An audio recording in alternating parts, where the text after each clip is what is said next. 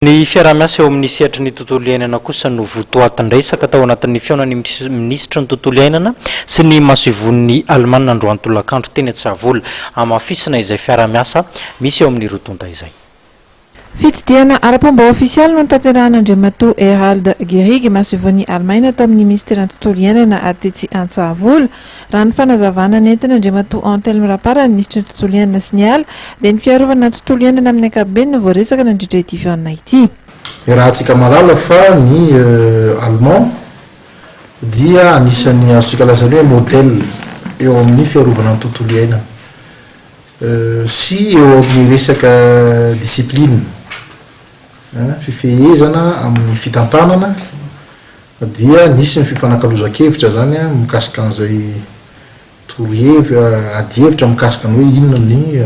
ahafahana miara-miasa voaresaka teo ny mikasika ny ady amin'ny doro-tanety voaresaka ny momba ny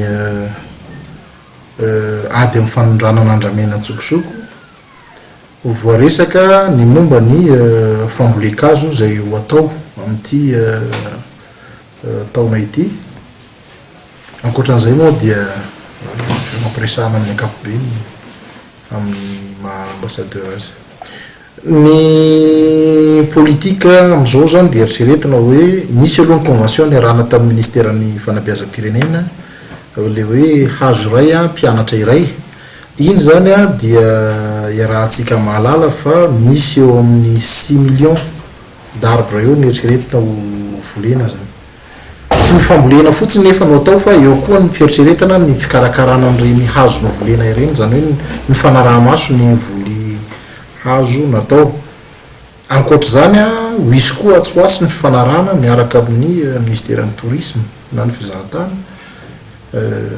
iarahana amin'ireo touriste mizahatany any amin'ny valan-javaboary eto amintsika zay asaina mamboly hazo koa zareo ary ny fahatelo dia misy ny projet IMO momba ny reboisement zay efa nanomezan'ny filoham-pirenena toromarika moa zany ny anaovana an'izay amin'ity taona ity. Efa tao anatin'ny fiainana tamin'ny mpanao gazety ihany koa no nambaran'ny ministra fa mizotra ny raharaha andramena ankehitriny. Raha ny information azon'ireo vahiny zany dia mbola misy ny manelitsao fa hoe mbola misy ny fanondranana eto nefa za afaka miteny fa ny kana exportation illicite nisy zany dia ny tany mananara zay aloha zany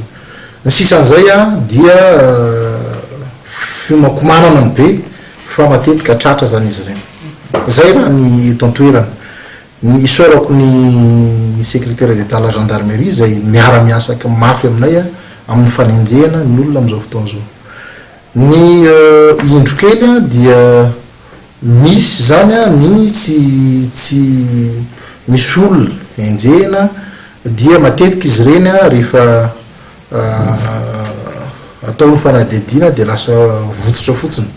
iny zany no itenenako hoe tsy zay kosa zany tsy ho amelanay misy. Marina fa nisan'ny firenena mandala ny fiarovana ny tontolo iainana na ny firenena Alemana ary manohana betsaka ireo tetikasa izay misahana ity sehatra iray ity.